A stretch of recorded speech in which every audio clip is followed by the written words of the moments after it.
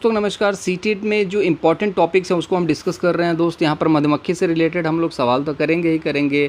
Insect जो sector होगा, कीड़े मकोड़े, उसमें हम लोग इन सभी चीज़ों को पढ़ेंगे। लेकिन एक छोटे छोटे टॉपिक्स जो हैं उसको टच करना बहुत ज़रूरी हो जाता है चीज़ों को समझने के लिए कि क्वेश्चंस किस तरीके के पूछे जाते हैं और कहाँ कहाँ से। ठीक है, तो ये पहला प्रश्न आप लोगों के लिए है, बिहार की प्रसिद्ध चित्रकला जो है वो क्या है। ठीक है, ये बार बार प्रश्न पूछता है जो पेपर है, और यहाँ पर इसके भी कुछ ऑप्शंस मैं आप लोगों को दिखाऊंगा। तो चलिए देख लीजिए, कुछ ऑप्शन इसके भी ऑप्शंस हैं, ये सारे ऑप्शन। लेकिन कुछ लोगों को इसके जवाब पता होंगे, कुछ लोगों को इसके जवाब पता नहीं होंगे। तो अब हम चलते हैं फटाफट थ्योरी सेक्शन पर, थोड़ा सा थ्योरी को फटाफट देख लेते हैं और उसके बाद आते हैं क्वेश्चन आंसर को डिस्कस करने के लिए। तो चलिए भैया फटाफट देखते हैं। बिहार में मधुबनी नामक जगह है जहाँ पर खुशी के मौके पर घर की दीवारों पर और आंगन में कई तरीके के चित्र बनाए जाते हैं। ये आप देखिए, आप इसको पर्दा समझने की भूल ना करें। ये आप देखो, एक दरवाज़ा है, दरवाजे के ऊपर देखो ये चित्रकला बनी हुई है, यहाँ पर भी चित्रकला बनी है, यहाँ पर भी चित्रकला बनी है।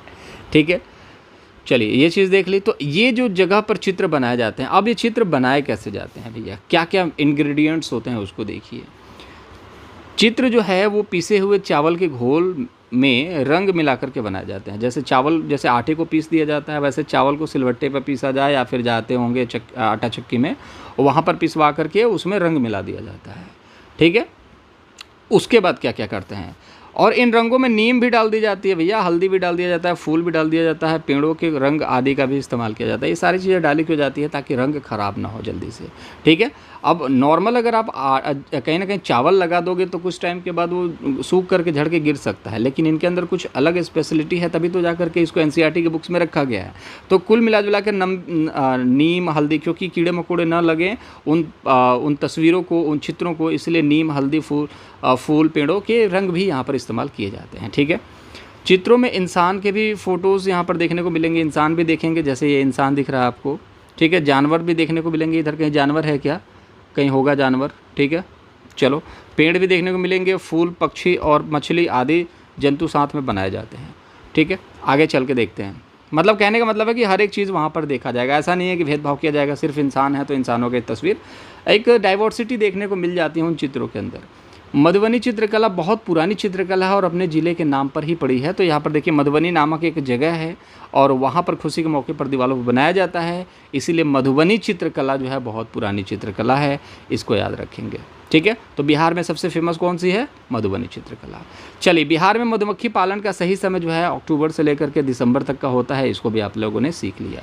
तो कहने का ये तात्पर्य है दोस्त कि अगर आप बिहार की अगर बात करेंगे तो बिहार से रिलेटेड ये दो टॉपिक तो बार बार पूछे जाते हैं। एक सोनपुर जिला है जहाँ पर आप सबसे बड़ा दुनिया का पशु मेला लगता है, इसको भी आप याद रखेंगे।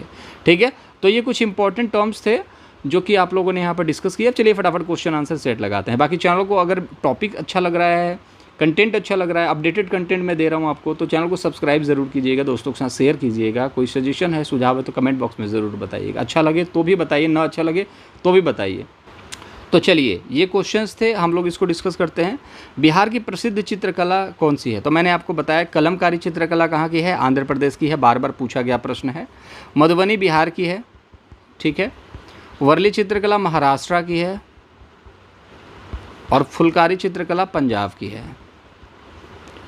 ठीक है, बाकी और भी बहुत सारी चित्रकलाएं हैं, 10-12 चित्रकला है, उसको देखना है, बाकी बहुत ज़्यादा चित्रकला नहीं देखना जो परीक्षा में पूछा जाता है। तो बिहार आपने समझ लिया। अब यहाँ पर पूछा गया है कि कहाँ की चित्रकला, बिहार की चित्रकला क्या है, तो बिहार यहाँ पर दिख रहा है, कौन सी है, मधुबनी।